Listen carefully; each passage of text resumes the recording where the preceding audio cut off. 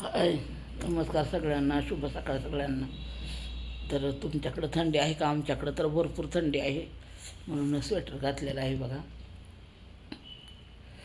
तर बायकांचा विषय आहे आजचा. दोन दोन व्हिडिओबद्दल म्हणजे बोलणार आहे मी.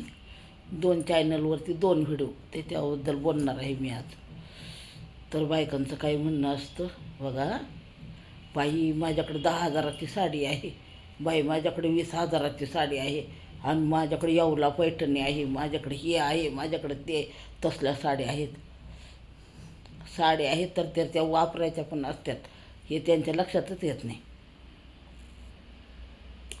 कसं असतं,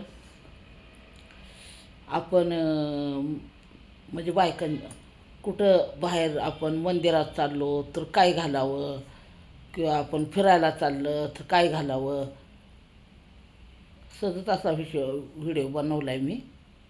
कुणाला ज्यांना पटल त्यांनी छान कमेंट टाका, ज्यांना पटणार नाही त्यांनी अजिबात कमेंट टाकू नका. आणि टाकल्या तरी मला काही फरक पडणार नाही. तर आपण मंदिरामध्ये जर गेलो आणि जीन्स आणि टॉप जर आपल्याकडं आपण घातलेला असला काय, आणि त्याच्यावर ओढणी नसली, आणि आपण तर देवीचं ओटीचं ताट घेऊन गेलेलो आहे. असतात काय काय बायका, हां, जीन्स आणि टॉप घालून जाणार आणि मंदिरामध्ये ओटीचं ताट आपल्याजवळ असणार, आणि ते तुम्ही मंदिरात देणार, पुजाऱ्याकडे देणार. मग पुजाऱ्याने परत जर आपल्याला नारळ दिला तर तो नारळ आपण हातात घेणार का? विचार करा, तो नारळ आपण हातात घेणार का? त्यावेळेस आपल्याकडं पदर कुठं असणार? आपल्याकडं ओढणी नाही, आपण साडी नेसलं नाही, त्यामुळे आपल्याकडं पदर नाही. तुम्हाला वाटत असं का ही बाई त्या भाकड कथा असतात, ही बाई काय पण बोलते. ज्याला पटल त्याने घ्यावं, ज्याला नाही पटल त्याने विषय सोडून द्यावा, माझं काही म्हणणं नाही. तर भारताची संस्कृती आहे ही, आणि थोडीफार का होईना आपण जपलेले पाहिजे. मी जपले तर माझी सून जपल, माझी मुलगी जपल काय, परत त्यांनी जपले तर त्यांची पुढची पिढी जपल. जर मीच जर जीन्स घातली, मीच जर टॉप घालून जर मंदिरात गेले काय, सासू करते मग मी का करू नाही? मी का माघार घ्यावी? तर माझा सांगायचा उद्देश काय आहे, तुम्ही बाहेर कुठं फिरायला वेगळ्या ठिकाणी जर जाणार असलं तर तुम्ही कुठले कपडे घालायचे ते तुमचं तुम्ही ठरवा. पण मंदिराच्या ठिकाणी जाताना कमीत कमी चुडीदार चांगला असावा, ड्रेस चांगला असावा, आणि सगळ्यात उत्तम साडी तरी नेसलेली असावी.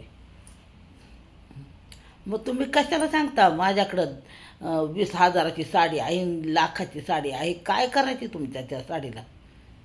जर तुम्ही त्या साडीचा उपयोगच जर करणार नसाल, तुम्ही ती साडी नेसणारच नसाल, तर कशाला साड्यांवर खर्च करता तुम्ही?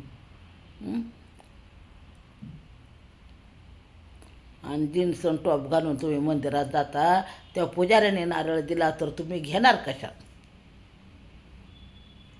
मला एवढंच सांगा तुम्ही. उषाताईने एक कम्युनिटी पोस्ट टाकली, आणि अजून ती सारिका देवरुखकर यांनी एक व्हिडिओ टाकलेला आहे. ज्या वेळेस जीन्स आणि तुम्ही टॉप घालता,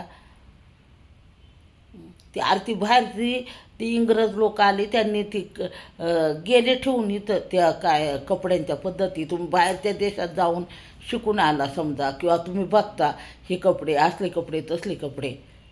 पण आपल्याला जे पटतं, आपल्याला जे आवडतं ते घालावं. म्हणजे कुठं आवडतं ते घालावं. मी ते म्हणत नाही का तुम्ही घालू नका म्हणून असले कपडे, पण कुठल्या ठिकाणी कुठले कपडे घालावेत ह्याचा विचार करा. मंदिराच्या ठिकाणी साडीच असावी, चांगला चुडीदार घातला तर त्याच्यावर ओढणी असावी. कारण जर त्या पुजाऱ्याने आपल्याला नारळ दिला तर आपण निदान ओढणीचा कोपरा तरी पुढं करू शकतो. तुम्ही घेणार कशात जर त्या पुजाऱ्याने जर तुम्हाला परत फिरून ओटी दिली तर तुम्ही घेणार कशात? तुमच्याकडं ओटीला पदरच नाही तर तुम्ही घेणार कशात, मला सांगा.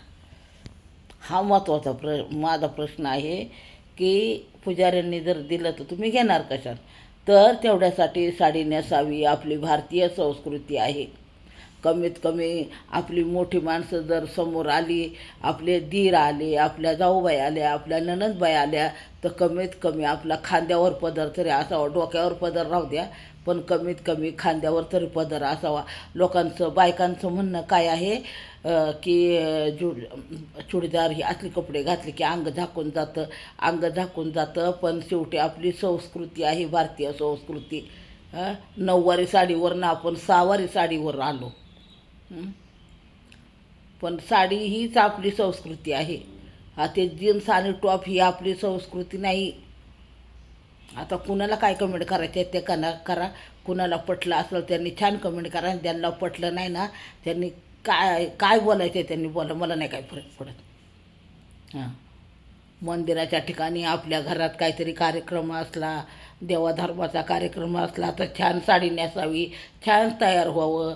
मी म्हणत नाही का तुम्ही लिपस्टिक लावू नका किंवा ते बाकीचं काही असलं, तर मी तसलं काही म्हणणार नाही. चांगलं कपाळावर छान कुंकू लावावं, टिकली लावावी छान लाल कलरची सुवासिनीने. एवढंच मला सांगायचं आहे.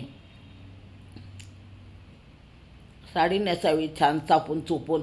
साडी व्यवस्थित नेसलं ना काही वाटत नाही. गवळ्यावानी साडी नेसली ना तरच ते आपल्याला ते अनकम्फर्टेबल वाटतं, ना तर तसं काही वाटत नाही. वाटतं बायकांना का आम्हाला चुडीदार आणि टॉप आणि जीन्स घातलं की कम्फर्टेबल वाटतं, असं काही नाही. साडी नेसली ना चांगली चापून चुपून तरी माणसाला चांगलं, बाईला चांगलं वाटतं. मी गाऊन घालून लाईव्हला बसले तरी कितीतरी जणांना आवडत नाही. मावशी तू गाऊन घालू नको, तू चांगली दिसत नाही, तू साडीमध्ये चांगली दिसते. मग ह्याचाच विचार करा तुम्ही.